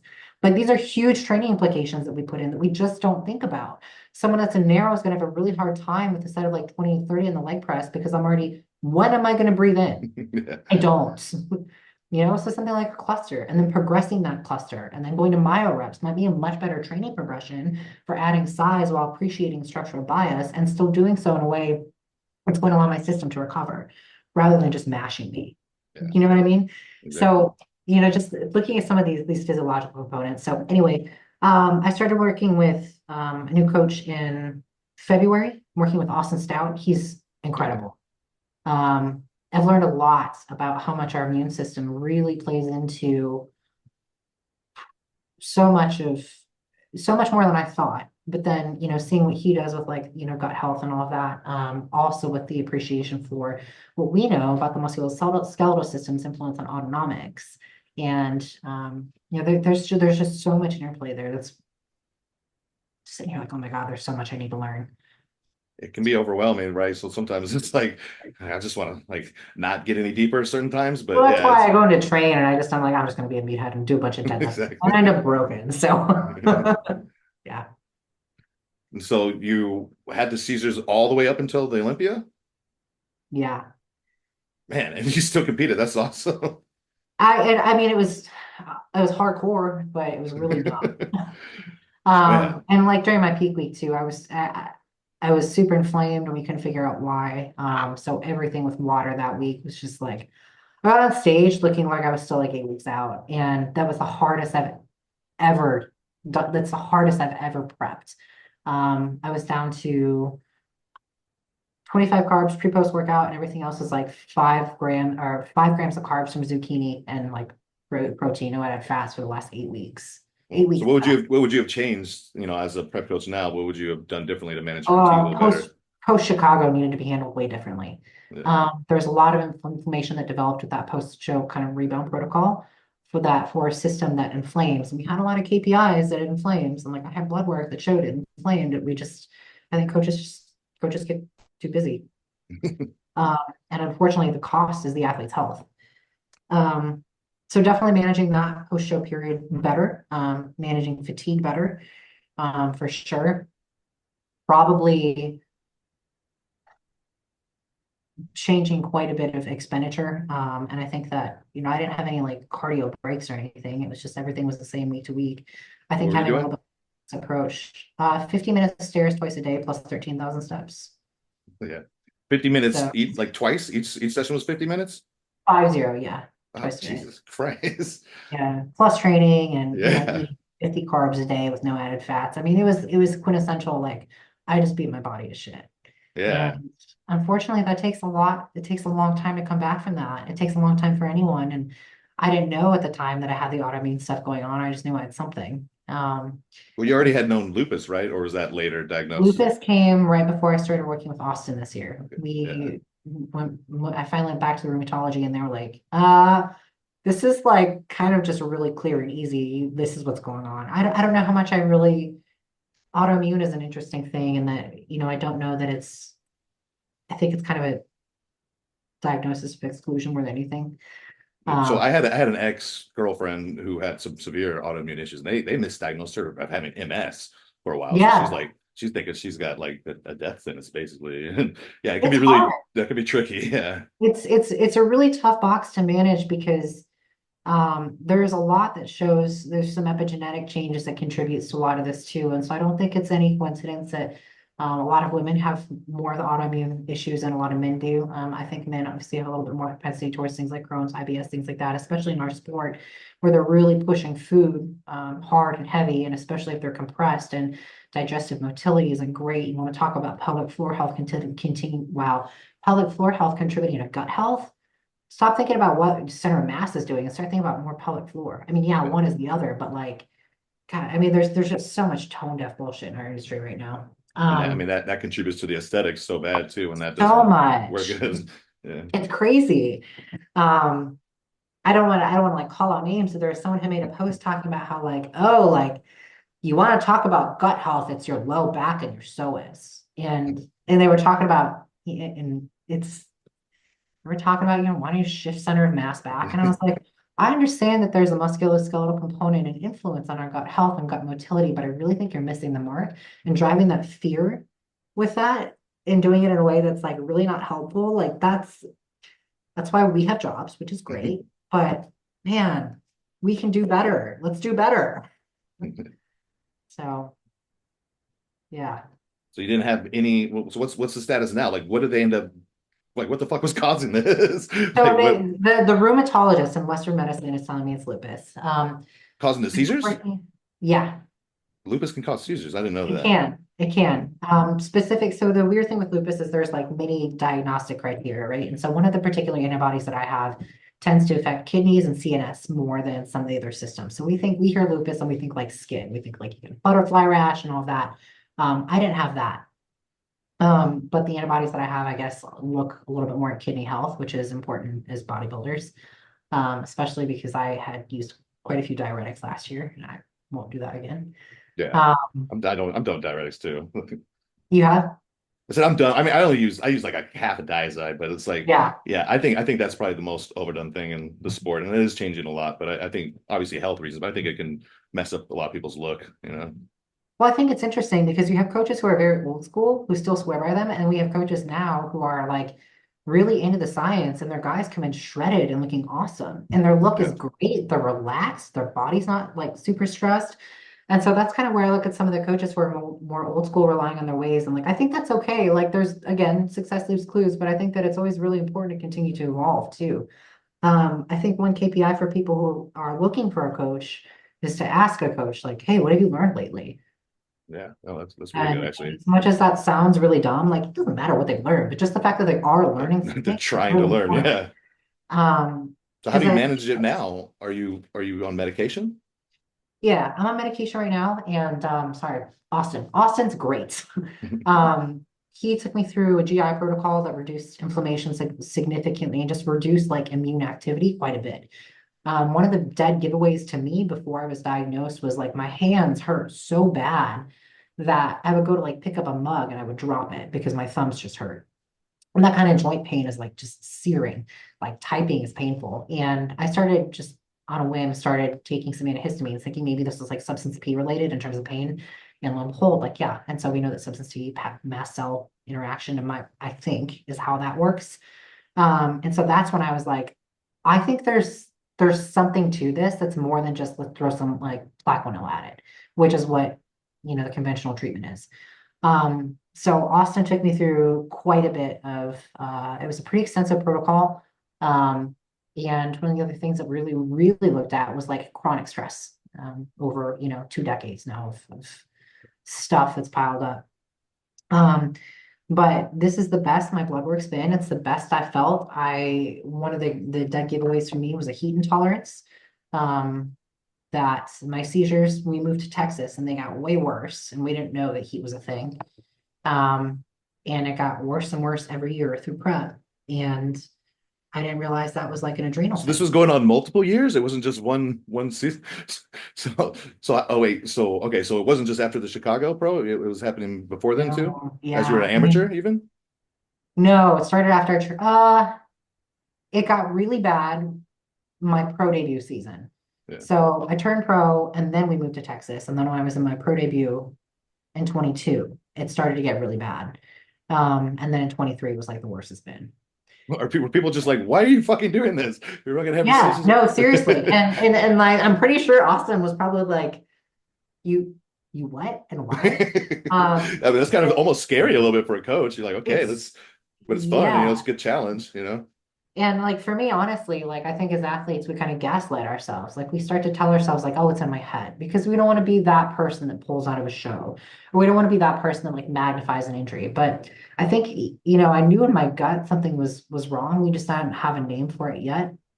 And as things got worse, I mean, gosh, like there were gym sessions where, especially training at destination where there's no AC, like our best friends literally had to like pick me up and carry me to some place that was dark and cool because I was seizing. Um, they're like, fuck is wrong with you? So, Um, so you got to think your look is going to be totally different than next time, right? If this is yeah. something you've always dealt with, that level of So inflammation and stress. the look that I had for Chicago Pro in 2022 was definitely more conditioned, but I was so flat. We couldn't fill me out. For 23, I was not as conditioned. Cardio was harder. The diet was harder, but we filled me out a lot differently. And I think that week I just told Justin, I was like, I think I need to be done with cardio. And he was like, I think so too. rather than like having me still do a little bit of cardio and light training. I just said I need to be done. And that resulted in a much better, much fuller look, way fuller. So, And so you haven't had any seizures lately? last big one I had, gosh, maybe like May, and it's October. That's the longest I've gone with that one. And have you started working out again That's- yet, or you still haven't started working I've out? started kind of sort of getting back into training lightly. I'm at 3 days a week, like 10 to 12 work sets per session, which for me is not much. I love to structure my training way where I've got a couple days that are like, lower volume, higher, like, proximity to failure. But then honestly, like I love the pump days. Like Yeah. let me go in and chase a whole bunch of high volume and just like fill those suckers up. Like I love those days, right? Um, so I'm kind of in between those right now. So you feel How do you confident? what's You're not that? worried. You feel confident. You're not worried something's gonna happen.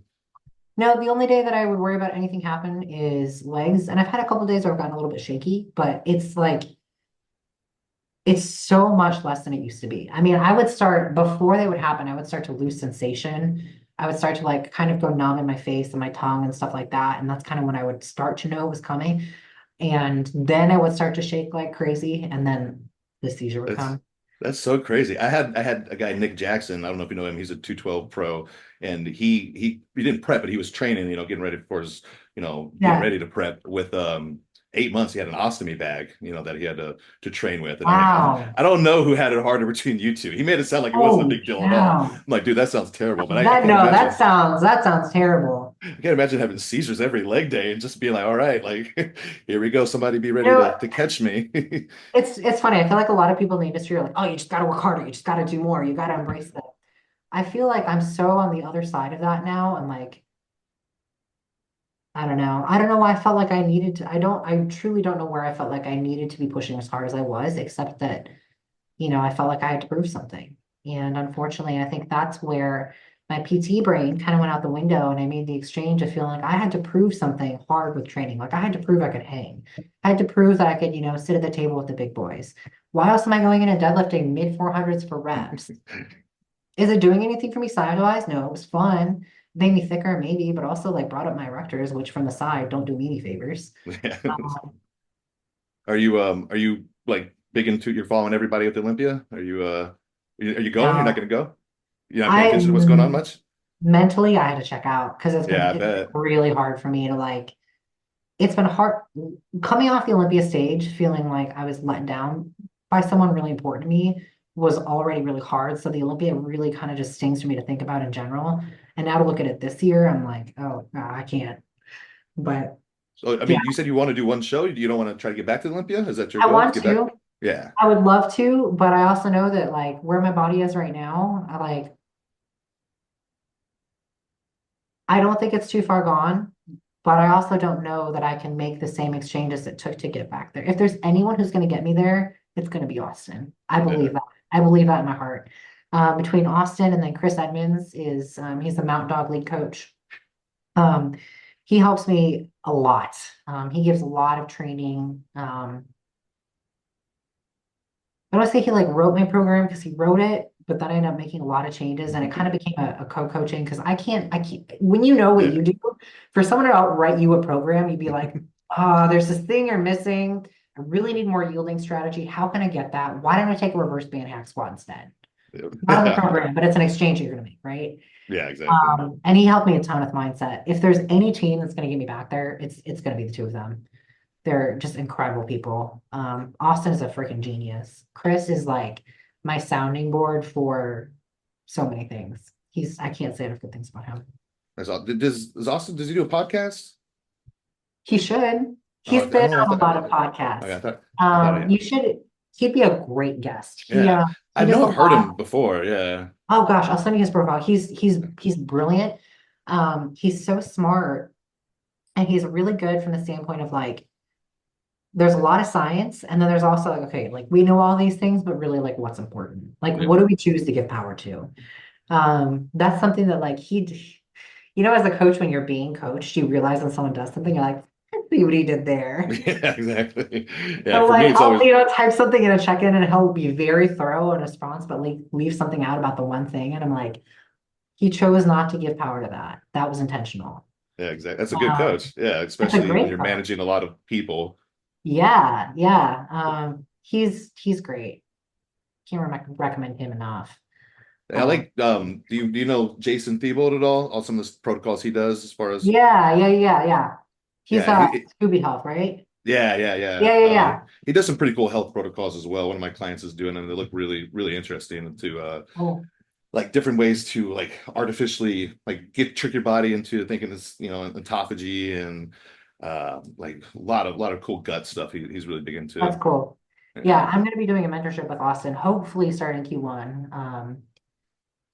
He's such a wealth of knowledge, and there's no one that you could probably resonate with this a little bit. With what we do, it's such a blend of like performance and aesthetics and health. There are very few people that can really live in that. A lot of people do two of the three really well, but Yeah. not very many can really get that center like overlap. That's what I like want to continue to grow into, right? And I think that's probably what you do too. Austin does that so well. And it's one of those, he's one of those people who's just super humble about it too. So that's cool. Do you guys have a like a timeline at all picked out?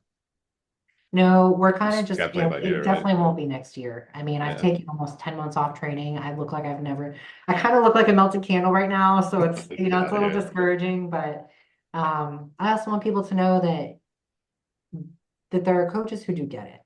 And it's really powerful, I think, for people to be able to,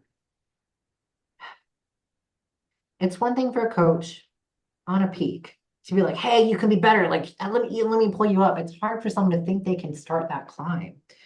But when that coach is like, hey, like I've been at the Olympia, I'm going to come off that podium and make that trek with you. That's a really, really, I think that's a powerful thing. So I hope people know that we can, there are so many solutions and I feel like women sometimes are a little bit like less willing to like go against the coach in some ways. Like yeah, I'm not sure the dynamic can be a little bit different. Not all of them, but I feel like guys are a little quicker to push back for whatever reason. I know coaches who train women for that reason because they say they listen better, but that can that's so be funny.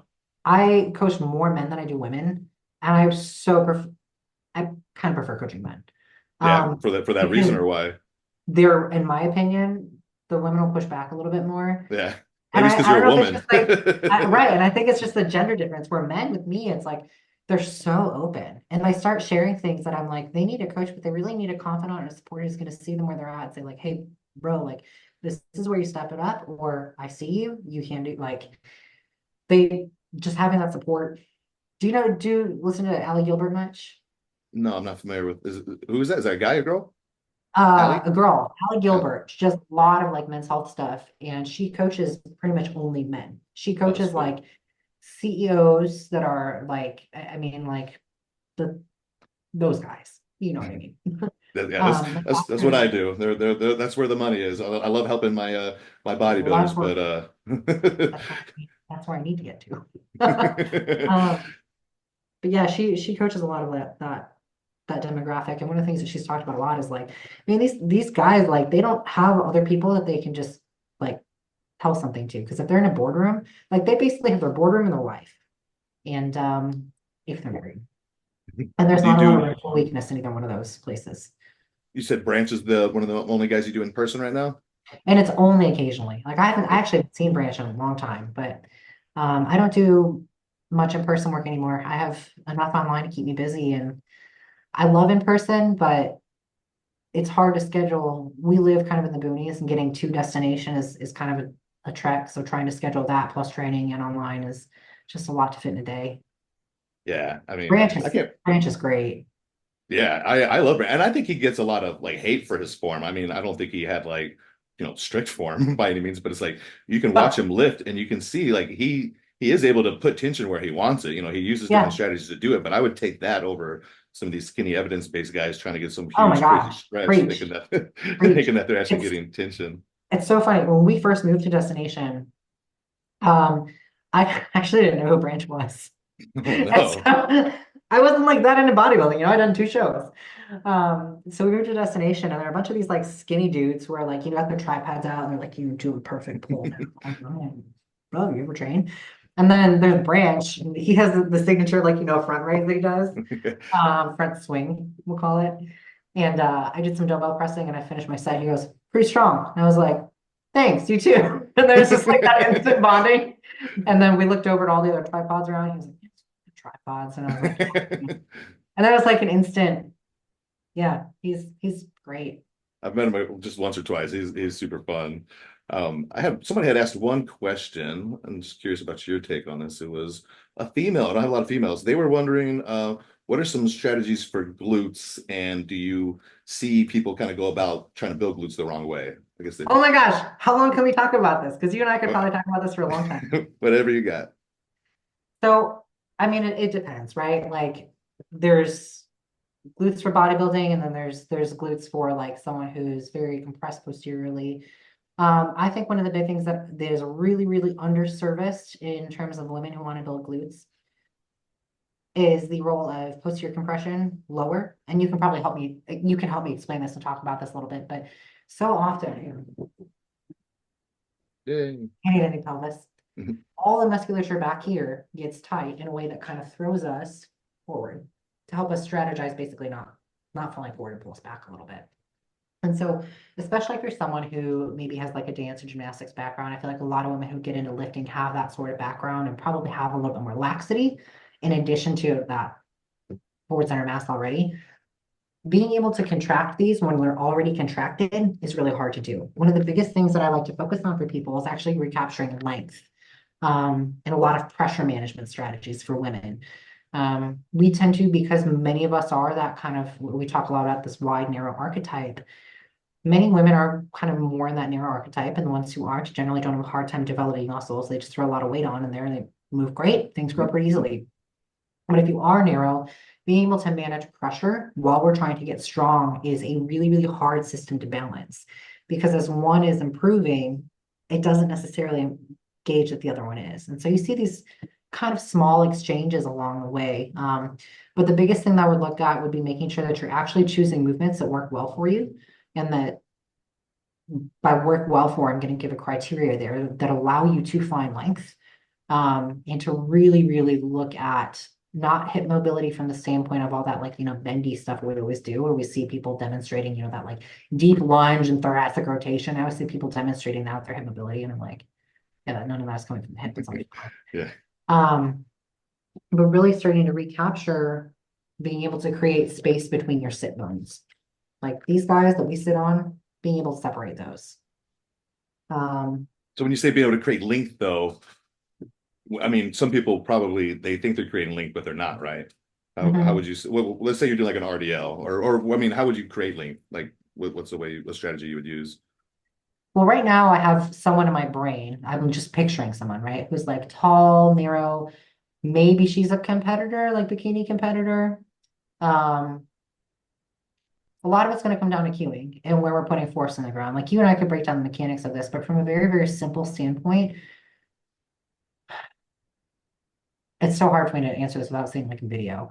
But finding ways to, like in an RDL, finding ways to actually yield. So like a horizontally banded RDL is a great way to do that. But if they start to do that and start again shifting the weight back too much, I'm actually going to have them stand on a band on their like front 2/3 of their foot, so they maintain forward pressure as they hinge back. But I think just being able to have the visual of not just the glutes, but like visualizing your sit bones. Like most people have some awareness of their sit bones. If you tell them to make some space between them, or to sit bones high, keeping the sit bones high is another good cue that I use. Trying to think of how to answer that. Like if I had a video, Yeah, I'd yeah. I mean, the biggest thing he said is to be able to get like length and tension on it, and a lot of people can't at all. And like I said, no, a lot of people can't yield that way at all. I think like splits are a good way. I really love splits to kind of create that yielding. totally. That yielding ability. But yeah, I think you're right. Like the foot contacts, and I would say like a lot of girls who think they're working their butt, they're working like external rotators and stuff, and not really Yeah, quadratus working the femoris. glutes. Yeah, they're Yeah. like they'll go too turned out or too wide a lot of times because they get more length that way, Well, but it's not length I on the glutes. I think they confuse proprioception and feeling a muscle for working that muscle. And if you're constantly putting that muscle in a shortened position, like, yeah, you're going to have some better proprioception, and like it might improve cortical mapping and ability to feel that in that position a little bit. But if we're actually looking to like grow the muscle. Just feeling it in the shortened position isn't enough. Yeah. So that's And I why I think, can't go length. and I mean, you have your little pelvis model. I have mine too, but I mean, breathing obviously, is a big thing to think about, right? Because being in an inhaled versus an exhaled state, right? We will have, Yeah. we'll have some IR space to move into if we start with a little bit more, counter-nutated relative position. So a lot of times, like the girl I had today, she's the most classic, in-game narrow you can think of, the cheerleader.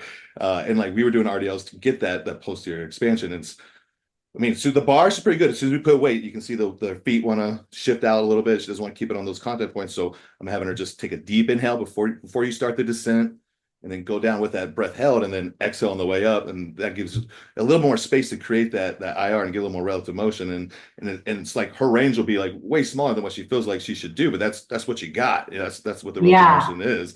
You don't Yeah. have to hit a preconceived notion. And then, after the second set, she was doing a much better depth, without having to compensate as much. So I think the breathing is super big for the pelvic mechanics too, that For sure. a lot of I think people just don't the think idea of about. like compression, I mean, even something like breathing is huge. And then as you were saying that, I was just thinking about, I think Bill just put out something about a hip thrust this week. Oh And yeah. the hip, maybe it wasn't this week. I don't know. And this is something I felt for a long time where heavy hip thrusts are probably just adding more compression on top of a pelvis that's already having a hard time sustaining load. And so you add more and more again of this. When we say compression, what that means is that muscle is really, really tight. And you can't shorten what's already short. And I think that's the thing that people kind of need to take away. But yeah, that hip thrust. So maybe even just being able to step back and think about like, what am I really feeling with this movement? I think most people are pretty familiar with general anatomy, at least a little bit, if they're in our sport or in the gym at all. Um, and I think a lot of people have a really good feel for, they're a little bit more intuitive than we give them credit for in terms of what are you actually feeling here? Are you actually feeling like your glutes are lifting you up, or are you just feeling the bars crushing your pelvis? Because there is a fine line. Yeah, yeah. I think a lot of people don't think about like just having something heavy on you, the fact that Yeah, that's going to compress the tissues and everything that it's against as well. yeah, yeah, for sure. Um, is there anything else you want to cover specifically at all before I let you go? Dude, I could seriously sit here and pick your brain for like 3 hours. I know. I was what I was telling my girl. I was like, man, this is gonna be hard to get off in time because we could just shoot the shit. I'm sure. Anything you can think of at all? Probably. Um, no, just thank you. I hope this was helpful for people. And I just really appreciate you reaching out to me to have me on. And yeah. Yeah, I said I've been. You're like I don't know. Do you know anyone else who's like in our field that looks good? I mean, I like Jason Colley. yeah, and then what's the guy Pete? You follow Pete, Dr. Pete? Can't think of his last name. Is he PG? Yeah.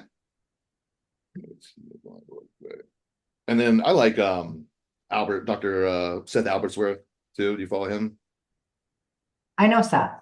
Yeah. Yeah, he's great. I love his stuff. He's really entertaining and like good at getting stuff across as well.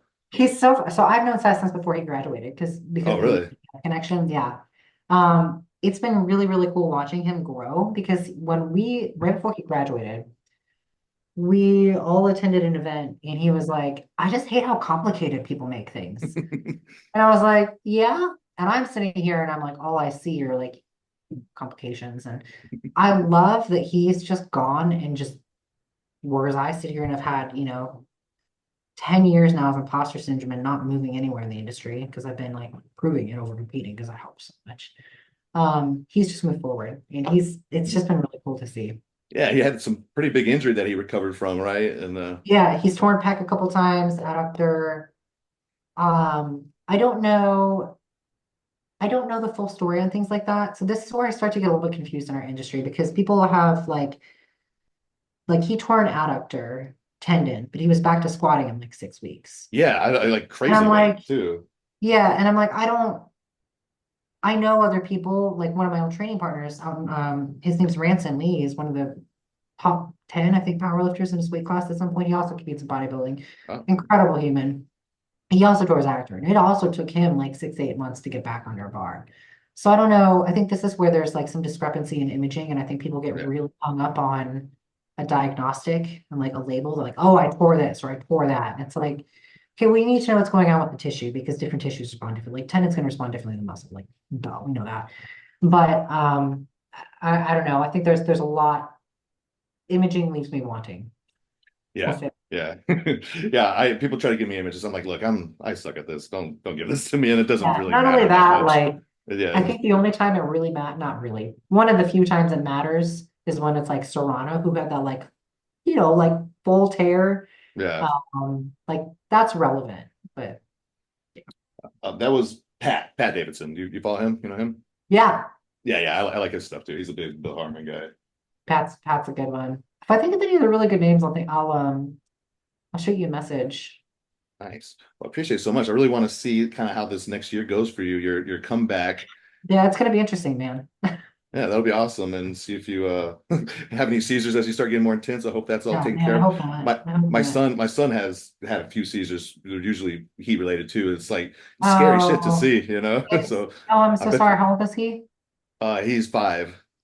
That's gotta be really hard, just like Yeah, no, watching I actually haven't somebody witnessed it. help. Luckily, his mom was with him and then he was at school the other time. So I haven't seen it because Gosh. I'm the biggest baby with that. I think I would have a hard time. I can't imagine your husband, it's probably got to be like not cool to see that happening. Oh, yeah, he feels helpless. And Yeah. I can't imagine any worse feeling than helplessness. So, Well, I love the stuff you put out. I think you're like an excellent person in the industry to kind of, like I said, bridge that gap thank and you. kind of make people just aware that you don't have to stop training, stop doing what you love to feel a little bit better. Thank you. I hope I lived up to the expectation. No, definitely. Thank you Like I so don't much. know nearly as Anytime you want to much. chat. Yeah, no, I love it. I love it. Anytime you want to chat, let's do it. Yeah, hello. I Well, appreciate it. have a Thank you great so night. much. Yeah, All thanks right, for having me on. We'll talk soon. all right, take it easy. Bye.